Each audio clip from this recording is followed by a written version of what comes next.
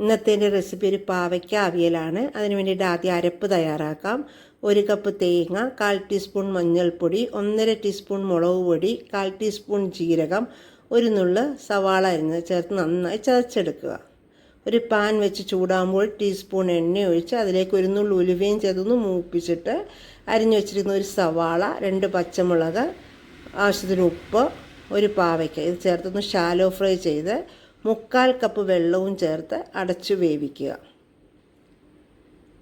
1/4 വേവാകുമ്പോൾ ഒരു കഷ്ണം മാങ്ങയാണ് ഞാൻ ചേർക്കുന്നത്. ഒരു കഷ്ണം മാങ്ങയും നമ്മൾ ചതച്ച് വെച്ചിരിക്കുന്ന അരപ്പും ചേർത്ത് ഒന്നും കൂടെ അടച്ചു വെച്ച് വേവിക്കുക. ഇപ്പോൾ നമ്മളുടെ പാവയ്ക്ക ഒരുവിധം റെഡി ആയിട്ടുണ്ട്. അതിലേക്ക് ഉപ്പ് പോരെങ്കിൽ ആവശ്യത്തിന് ഉപ്പും ചേർത്ത് കറിവേപ്പിലയും 1 ടീസ്പൂൺ വെളിച്ചെണ്ണയും ചേർത്ത് ഉപയോഗിക്കാം. Thank you.